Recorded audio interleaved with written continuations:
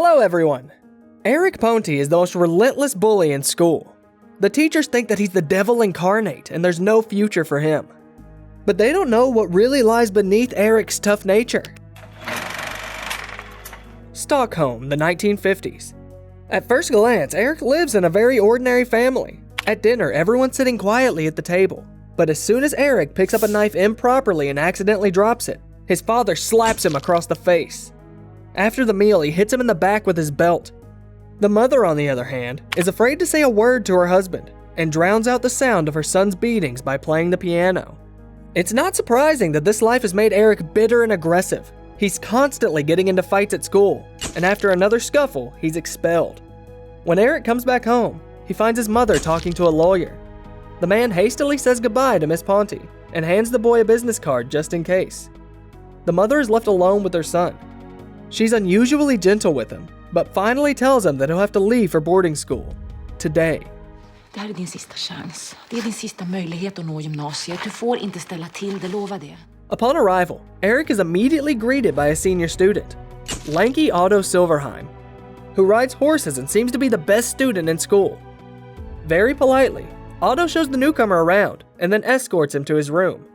As he says goodbye, he tells Erik that he can always ask for help since team spirit is especially valued at the school.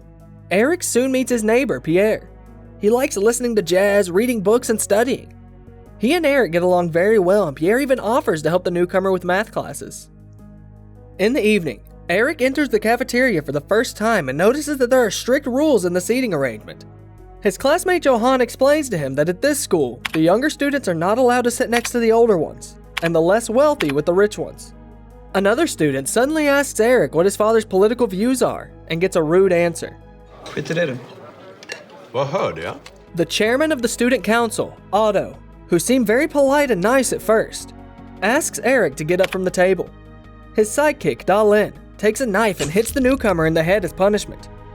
The teachers aren't exactly role models either. For example, the history teacher illustrates the superiority of some nations over others with the help of his own students. He makes Erik stand in front of the class and calls him a typical specimen of the Germanic people, while his friend Pierre is humiliated for being a frail and weak person with a distinctly southern appearance. During lunch, Erik discusses the incident in history class with Johan and again shows his emotions. Otto hears this. He demands that the freshmen come up and be punished. Erik refuses, so Otto sends him to stand in the corner for underachievers. But Erik doesn't agree to this either, so he gets another punishment. Du vet vad det innebär? Ja, permissionsförbud en lördag-söndag. Anyway, life at boarding school goes on. Erik tries to channel his energy into peaceful activities, studying, talking to Pierre, and playing sports. He even manages to get a place on the swimming team, breaking a local record. Pierre is not very enthusiastic about Erik's sporting success. He immediately tells his friend that he could cause him problems. After all, the more he stands out, the greater the chance he annoys the student council members. And indeed, right at that moment, one of Otto's friends enters the room and demands that Erik report immediately to the senior quarters. Erik obeys, and from the doorway, Dalin orders the newcomer to shine the shoes for all of his gang. He immediately refuses and leaves. The next day, Pierre cannot believe that Erik has dared to defy the senior students. He warns Erik that if he tries to fight them, he'll be expelled immediately. And overall, it's always better to solve any conflicts peacefully. De får ge mig många lördag-söndag de vill. Jag tänker ändå aldrig putsa deras jävla skor. The next day, Dalin purposely bumps into Erik and demands that he apologize. The freshman refuses to apologize, and he's ordered to go to the ring at night. Pierre explains to his friend that there the senior students beat up and punish the younger ones. The task is to withstand as many blows as you can and then beg for mercy. You can fight back, but it's better not to. And if you don't come, everyone will call you a rat. Erik decides not to go, and late at night, Otto's minions break into their room under the pretext of an inspection. They make a real mess inside, scaring Pierre half to death. The next day, Erik trains in the pool and is told by his coach that there will be a championship just before Christmas Eve at the school. It was founded by the father of one of the students, Lewin Hewson, and he's the one who's going to win. Erik is discouraged by this, but the coach says that with his athletic talent, he should try anyway. Idrotten är demokratisk, Erik. Tänk på det. At lunch, Otto announces that the student council is meeting in the evening, and all guilty students are to attend. This includes Erik. who is now referred to by everyone only as Rat. The meeting looks like a real trial.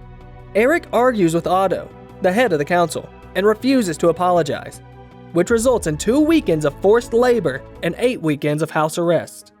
The first weekend of forced labor arrives. Lin has prepared an assignment for him, to dig a small ditch. The boy completes the task even though it's raining, but when he comes back he's given a new task: fill in the ditch. When Erik goes to the cafeteria for dinner, no one's there anymore. He's served some food by an employee, a Finnish woman named Marja. She shows kindness to the young man and tells him that he's being treated unfairly.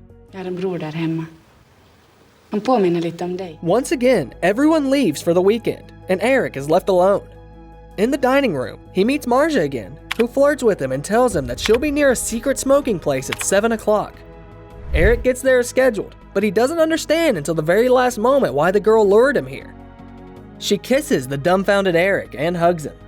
The cloister night arrives. It's a time when freshmen get bullied especially bad by the student council. Erik prepares a defense plan in advance and barricades the door. He and Pierre watch out for the bullies and stay awake, but the book barricades can't save them. Otto slams the door open and pours a bucket of sewage on the floor and the beds. Barely resisting the urge to throw up, Erik and Pierre clean the room. After filling the buckets with waste, Erik goes to the seniors' quarters, and while everyone is asleep, pours it right on Otto's face. Hur gick det? Vad sa de? De har inga bevis. Jag sa att det kunde vara vem som helst. Till och med du. At lunch, Erik jokes that someone at the table smells really bad. He gets up and walks up to Otto, sniffing him. The senior grows furious and starts beating the freshman as hard as he can. Erik can't fight back. His hands are tied behind his back, and he's about to pass out.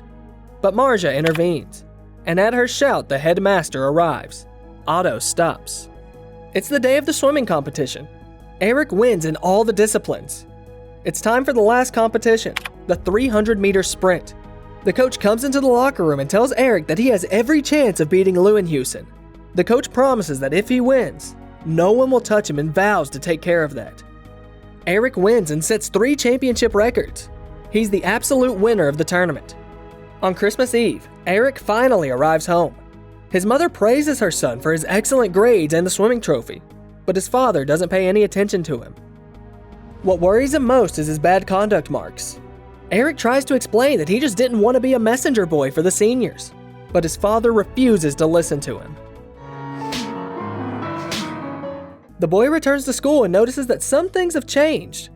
Marja avoids him for some reason, and Otto and his friends start picking on Pierre. Erik realizes that the seniors have now decided to change their tactics and harass his roommate, so he decides to give up his swimming lessons. Marja, meanwhile, bluntly tells him not to visit her anymore. But Otto and his gang keep at it. One evening, they catch Erik outside the building and bring him to a room where Pierre is standing naked. Lin is bullying him, threatening to put out a cigarette butt on his chest. So Erik volunteers to take the punishment for his friend, and Lin puts out the cigarette butt on him. The boy doesn't make a sound, despite the unbearable pain. Pierre is ordered to get dressed and come to the ring the next day. Det är därför det finns regler. Ska din vän här behöva lida bara för att du tycker dig stå över alla andra? The next day, Erik tries to talk Pierre out of going to the ring, but he's determined to fight Otto and stand his ground. The friends argue, but Erik comes to see the fight anyway. It all starts off promisingly. Pierre punches Otto right in the face. This insolence, however, makes his opponent go wild, and he beats Pierre up, leaving him almost unconscious. Despite this, Pierre refuses to beg for mercy. Erik watches this with tears in his eyes and leaves. Later, already in the room, he promises Pierre to deal with Otto and stop him once and for all. But now, Otto switches back to Erik. At first, as part of his forced labor, he's ordered to hammer 4 posts into the ground to set up a table. But closer to nightfall, Erik discovers that these poles were meant for him. The bullies tie him up with ropes and then pour buckets of hot and cold water all over him. He's left alone, at risk of freezing to death. After a while, he's found by Marja, who takes him to her room and nurses him back to health. Back in his room, Erik finds a letter from Pierre. In it, his friend tells him that he's decided to leave school and asks him not to hold a grudge against him. Pierre confesses Erik is his only friend, and he cries tears of loneliness and frustration. After the biology teacher who adored Pierre accuses Erik of being a coward and doing nothing, he can't bear it anymore. he decides to ignore the risk of being expelled from school and arranges a meeting with Da-Lin and another big guy from Otto's gang. The seniors rejoice. They think they'll get to teach that so-called rat a lesson. But Erik doesn't look frightened at all. On the contrary, he's very confident and promises to tear his opponents to shreds. Otto sees how good Erik is at fighting and is clearly frightened. But instead of humiliating the leader of the bullies in front of everyone, Erik just walks out of the ring in silence. He heads to the staff building and asks for Marja. Some woman in the kitchen informs him that she was fired 3 days ago for misconduct. The students receive their mail and Otto's friend notices that Erik has received a letter from Finland.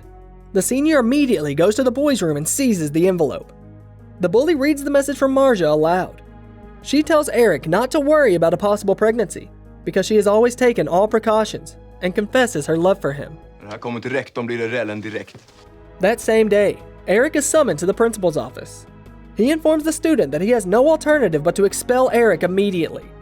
The boy doesn't argue with the headmaster's decision and only asks him to give back Marja's letter. The principal refuses and advises Erik to simply forget about the girl's existence. Less than 24 hours remain before he leaves for home, and Erik decides to teach Otto one last lesson. Erik tracks him down in the woods far from the school while Otto is walking with his horse and forces him to get down on his knees. The bully has nowhere to run, and Otto offers Erik money. He replies that he doesn't want money. He begins to describe in vivid detail how he's going to kill him, take his ring and smash his teeth. No one will identify him. Otto becomes hysterical. Jag trodde du verkligen att jag skulle döda dig. Jag är inte som du, Silvia. Erik walks away, leaving Otto sobbing on the ground. While packing his things, he remembers that he has the lawyer's business card with him. The lawyer promptly arrives at Erik's school. Erik goes to the teacher's meeting and shows the principal that he has violated the Swedish law, which clearly stipulates a citizen's right to personal correspondence. The principal still refuses to return the letter, and so the lawyer comes out from behind Erik. He says that he has just talked to a reporter who has listened with great interest to Erik's story, and now he wants to come and see the school. The teachers start fussing and asking questions. The headmaster realizes that he's in trouble and agrees to cooperate. A few months pass. Erik graduates from the school. He comes home with excellent grades that guarantee him admission into any college in the country. But his father's not happy again. He's not satisfied with the conduct marks and the affair Erik had with the school. He orders his son to go to his room. But this time things don't go quite the same way as usual. Det är slut nu! Du ska bort härifrån, fattar du det? Erik threatens that in half an hour his father will be in the hospital because his arms and legs will all be broken. At the hospital, he'll have to say he fell down the stairs. And if he tries to get the police involved, Erik will immediately tell them everything Mr. Ponti has been doing to his family all these years. The father looks at him dumbfounded, and there seemed to be a flicker of fear in his eyes for the first time. Some more time passes. Erik comes to visit Pierre and learns that he's going to be studying in Geneva. Erik takes a job in a law firm. For the time being, he's just a delivery worker. But from now on, his main dream is to become a lawyer and protect the world from injustice. The friends shake hands and agree to meet again sometime. Did you have any situations in school where you had to stand up for what you believed in and defend your friends? Share your stories in the comments below, and don't forget to like this video and subscribe to the channel. Here you can find recaps of the most fascinating movies in the world.